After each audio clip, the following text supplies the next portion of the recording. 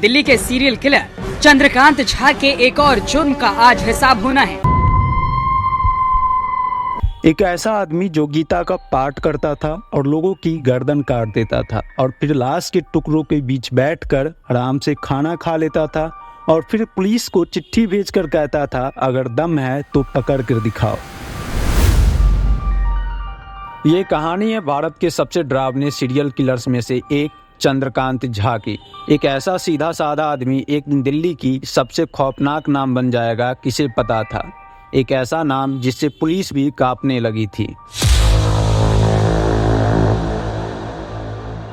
कहानी की शुरुआत होती है दिल्ली के तिहाड़ जेल से। वो जेल जिसे आप सब जानते हैं, भारत की सबसे बड़ी और सुरक्षित जेल 400 एकड़ से भी ज्यादा में फैली हुई है, जहां हजारों कैदी और सैकड़ों पुलिसकर्मी दिन रात तैनात रहते हैं। सोचिए, इतनी सिक्योरिटी वाली जगह पे बाहर आकर अगर कोई लाश फेंक दे तो पुलिस का होश उड़ जाना तो तय है। और यही हुआ नवंबर 2003 में। एक ठंडी सुबह तिहाड़ जेल के गेट नंबर 1 के बाहर पुलिस को एक प्लास्टिक में लिपटी लाश मिली।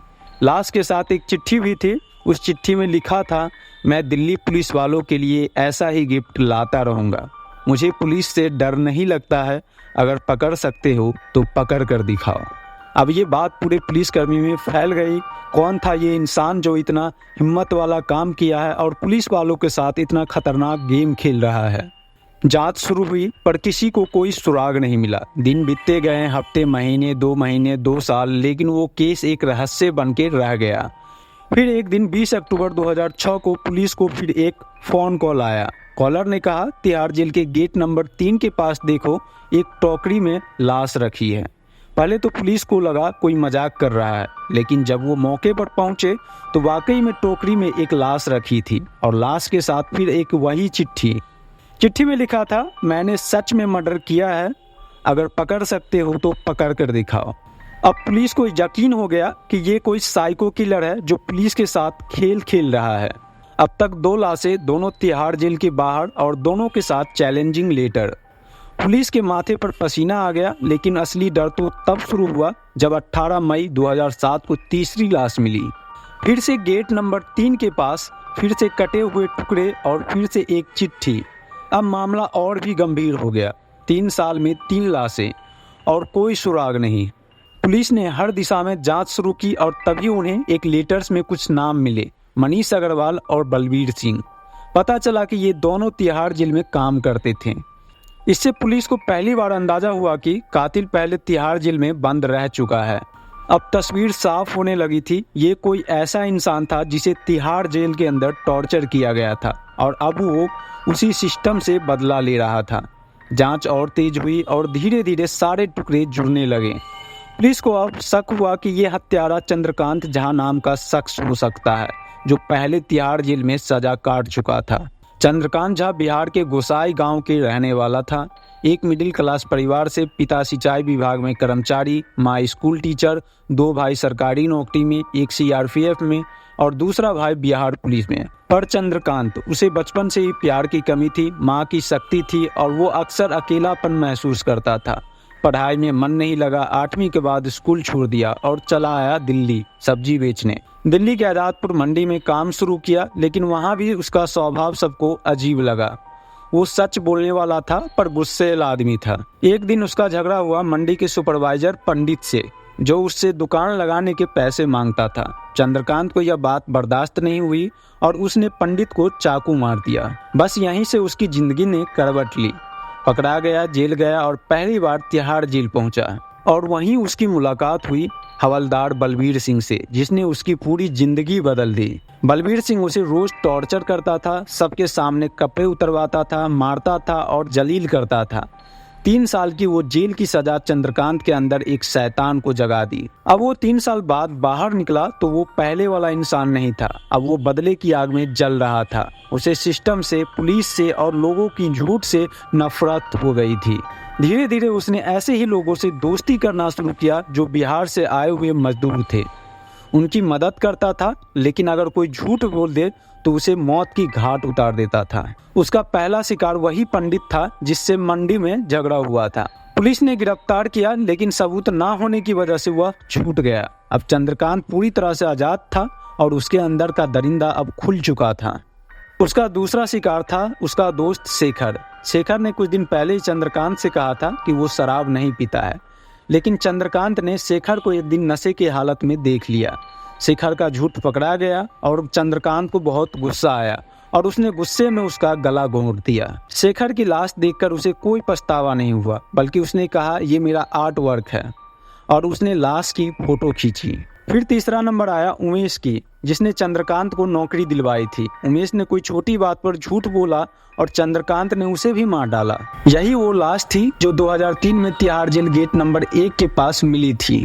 2 साल तक चुप रहा, फिर 2005 में एक और मर्डर किया। इस बार शिकार था गुड्डू नाम का लड़का। गुड्डू गांजा पीता था और यह बात चंद्रकांत को पसंद नहीं थी। फिर वही हत्या और लाश सड़क के किनारे फेंक दिया। फिर 2006 में उसने अपने दोस्त अमित मंडल को मार दिया, क्योंकि उसे लगा कि अमित लड़कियों के प्रति बुरी नजर रखता है, और उसी की लाश थी जो तिहाड़ जेल के गेट नंबर 3 के पास मिली थी। 2007 में फिर उसने उपेंद्र नाम के लड़का को मारा, सिर्फ इसलिए क्योंकि उसे शक था कि उसका अफेयर उसकी बेटी की दोस्त के साथ था। उपेंद्र को मारने के बाद उसी कमरे में बैठा लाश को देखता रहा और फिर खाना खाया। उसने कहा मुझे शांति मिल गई। फिर 1 महीना भी नहीं बीता और मई 2007 में अपने दोस्त दिलीप मंडल को ही मार डाला, क्योंकि उसने नॉनवेज खाकर जूठी थाली कमरे में ही छोड़ दिया था। दिलीप की लाश को टुकड़े टुकड़े करके फिर तिहाड़ जेल के गेट नंबर 3 के पास फेंक दिया था। लेकिन इस बार उसकी गलती भारी पड़ गई। उसने खुद को हरिनगर SHO से फ़ोन किया और यहीं से पुलिस ने उसकी लोकेशन को ट्रेस कर ली। कई दिनों की तलाश के बाद पुलिस ने उसे अलीपुर में पकड़ा, जहां वो बच्चों के साथ हलवा खा रहा था। जब पुलिस ने उसकी घर की तलाशी ली, उन्हें खून से सने चाकू, कपड़े और लाशें की सबूत मिले। ब्लड सैंपल मैच हुआ और चंद्रकांत झा पकड़ा गया। पूछताछ में उसने सब कुछ कबूल किया, बिना किसी पछतावे के एक मर्डर की डिटेल बताई। उसने कहा मुझे लोग झूठ बोलते हैं और झूठ बोलने वाले लोग से मुझे नफरत है, इसलिए मैं उन्हें सजा देता हूँ। लेकिन सबसे डरावनी बात है कि उसके घर में अक्सर 3 लोग बंधे रहते थे, जिन्हें वो जब चाहता था मार देता था। फिर पुलिस वालों ने चंद्रकांत झा के पड़ोसी से पूछताछ की। उसमें से जादव नाम का एक पड़ोसी ने बताया कि वो एक बार चंद्रकांत झा के घर गया था तो देखा 3 आदमी रस्सी से बंधे हुए हैं। चंद्रकांत झा ने उसे बोला था इनको खत्म करने में हमारा मदद करो। जादव डर गया पर समझदारी दिखाई। चंद्रकांत से बोला पहले कुछ खाने को अगर है तो दे दो। जैसे ही चंद्रकांत ने खाना लाने गया, जादव ने सबको रस्सी से खोलकर भगा दिया। आज भी वो लोग कहते हैं अगर चंद्रकांत जेल से छूटा तो सबसे पहले हमें मारेगा।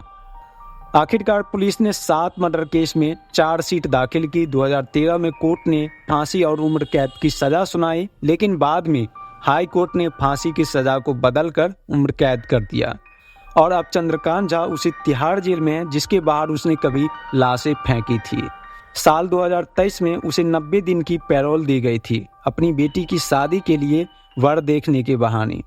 पुलिस ने कड़ी निगरानी रखी, क्योंकि सबको डर था कहीं फिर वो वही खून न दोहरा दे।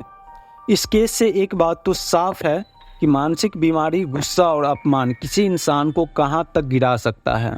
ये चंद्रकांत झा की कहानी से बेहतर कोई नहीं बता सकता।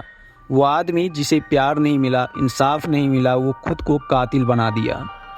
दोस्तों, आपको क्या लगता है, ऐसी सोच वाली लोगों को कभी सुधारा जा सकता है? और क्या चंद्रकांत को वाकई में अपनी सजा मिल चुकी है?